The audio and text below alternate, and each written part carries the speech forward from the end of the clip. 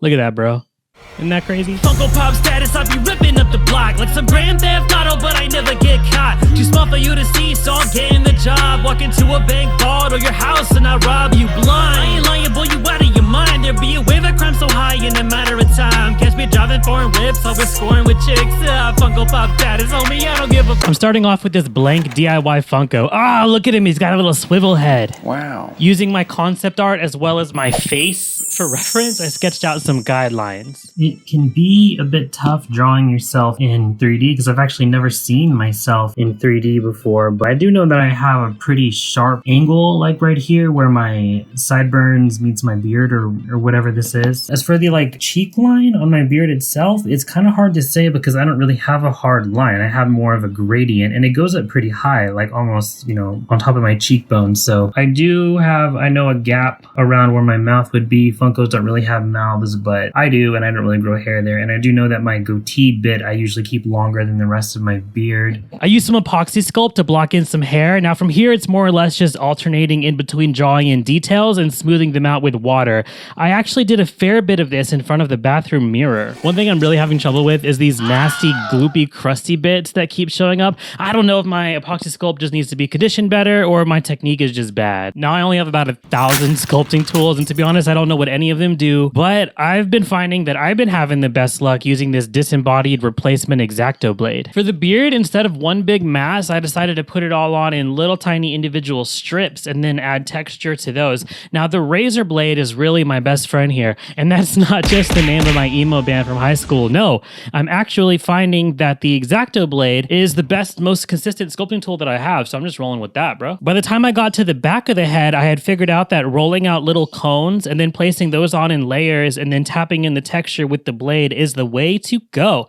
This resulted in the back of my sculpt looking significantly better than the front of my sculpt, but I mean, you live and you learn. All this really means is that next time I do this, I'm going to be better at it. I am going to attempt to make some shoes out of cardstock, and this is just a template that I already found online, and I just adjusted the colors to make it match more my shoes that I actually wear. You know, I could have gone with my famous trademark pink shoes, but my current ones are actually yellow. So this was originally red. I adjusted it to yellow. That's why you can see the YouTube logo here is, you know, not correct. I'm pretty sure this is sized for a Barbie doll. So I figured what I should do is just cut it out and give it a try and then see how I need to change it and maybe, you know, do a few iterations until I get it right. Actually, that's jumping ahead. Let's come back to the shoes later. The glasses are made mostly out of bent armature wire. I dammed off the back with some clear sticky tape and I glooped on some UV resin. I really pushed the amount here because I wanted them to like dome out a bit, like lenses, you know? So I put in as much as I possibly could without it overflowing. Here I'm realizing I could have just used one of these sticks to actually do the top of the glasses because that stick is perfectly straight, just like me after I got back from that summer camp in middle school. I hit it with a flamethrower attack to pop any surface bubbles and then I cured it with a black light and boom, we got some dorky glasses. Right, I guess we can start painting now. Mixing up a somewhat accurate skin tone turned out to actually be a lot harder than I expected, but once I got it, sort of got it, I darkened up some of that a little bit to make a shadow tone, and then I started with that with the intention of like building up some layers and maybe getting like a subtle gradation. Then I painted the hair this ridiculous Ron Weasley looking ass Ed Sheeran color. Okay, you know what? I'm joking around here, but I really don't want to understate all the good that Ed Sheeran has done for Ginger Kind. He's basically undone all of the damage that South Park did,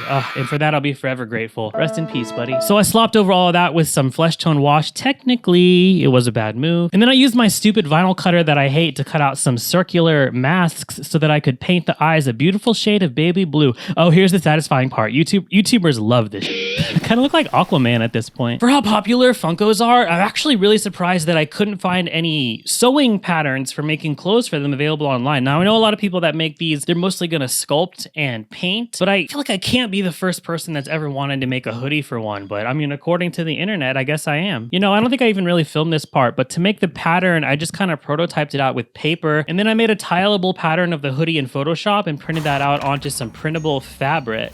I'm getting a little bit of deja vu here because this is the second time that I've recreated this hoodie. The first one was in CGI. Now, I did do this in a pretty weird way. This isn't going to end up being like a wearable garment that I can take on and off. So right here, these are the sleeves, and those extra little humps you see on top are for gluing directly to the figure. And I glued the seams inside out so that when I flipped it right side out, the seams would be on the inside. That's how clothes work. I'm just using some white glue to get those sleeves attached. See how uneven those are? That's because I have no idea what I'm doing. I mean, if anything, that's a good lesson because I don't know what I'm doing, but I'm doing it anyway. The back piece is kind of like a backpack with straps that I can glue onto the front. And then the front piece is the only one that has nice seams all the way around. Well, as nice as I could anyway. I made a cute little pocket for the front. And then as a final touch, I put some strings around the neck and then some sticky tape around those to make some aglets. The plastic tips at the ends of shoelaces are called aglets. Their true purpose is sinister. You know, I feel like we've reached the point in our parasocial relationship where we can be honest with each other.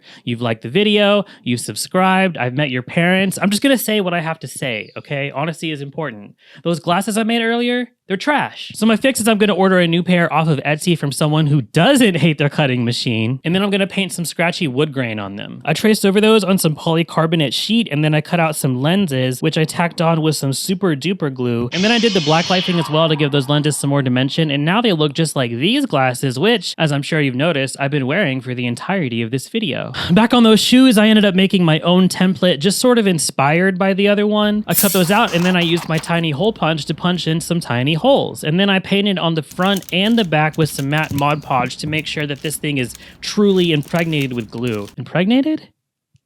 Saturated. Whatever word you're the most comfortable with, that's what I did. Moist.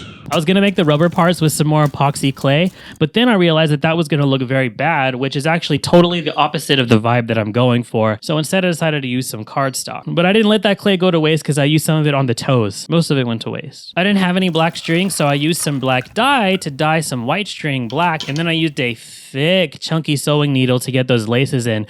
This was actually really nerve-wracking because if you remember, the shoes are just made out of paper. The holes are really tiny, and it took some force to get the needles through them. The holes are like right at the edge of the paper too, and they're glued on, right? So if I were to rip one at this point, which would have been super easy, it would have been over because there's really no undo button on that. I don't know how I would have fixed that. Fortunately, I made no mistakes and I got those laces in, and then I used a little bit of white glue just to tack them in place because I don't want these things to come off. And that's it. Our boy's done. I made a little friend, I think he looked just like me. We wear the same clothes, except for his are tiny. We had a lot of fun, we caused a bit of mischief. You can go back and watch just in case you missed it. Look at my little dude, I think he's super funky. His skin is so smooth, his hair's a little chunky. We had a lot of fun, but now it's time to stop. At the end of the day, I put him back in the box. Huh. I guess he doesn't really fit in the box properly anymore. Because when I first opened this thing, it came with this plastic, which held it up a little bit higher. But he's a different shape now, so he doesn't actually still fit in the plastic. In situations like this, I typically find that the best course of action is to massively overcomplicate things. I'm going pretty basic with the base, just a wood floor sort of vibe. I drilled some holes in some soles, and I stuck some armature wire in there. And then I use the box itself as a guide to poke those wires into the base. And then I just replace those wires with some longer wires that I could wrap around the back. And then here I'm just hoping that some white glue is enough to hold them in place.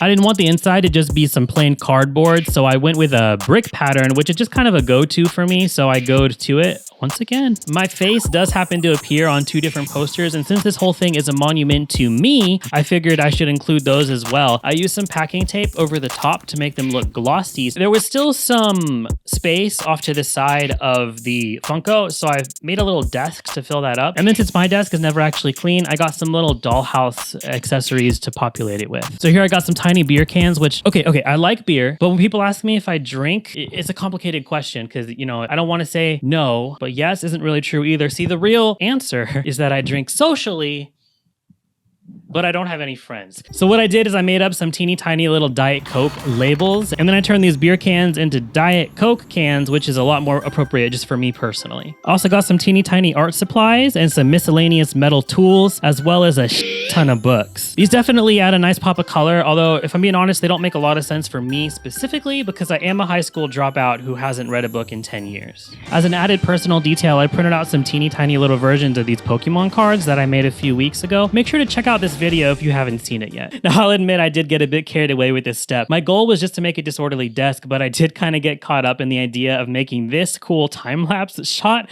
that I forgot what I was doing and I made a whole messy room. Oh well, it's not like it's inaccurate. I made up some graphics for the outside of the box as well, and I just stuck them on with a glue stick. You'll notice that my pets are pretty heavily featured on this art, and that's because I intended to sculpt like little tiny baby versions of them to go in the box as well, but I just want to be done with this project, guys. Here's my quick fix for that. I didn't want all this work to just be hidden in shadow, so I got some tiny fairy lights and attached those to the inside of the box using some tape. Now let me just add one more detail and we are all done. Don't forget to leave a like on this video if you liked it. Leave a dislike if you didn't. And if you like me and you want to see me again, you've got to subscribe, bro. Until then, stay positive, stay creative, and do me a favor, reach out to one of your friends this week. Just see how they're doing, okay?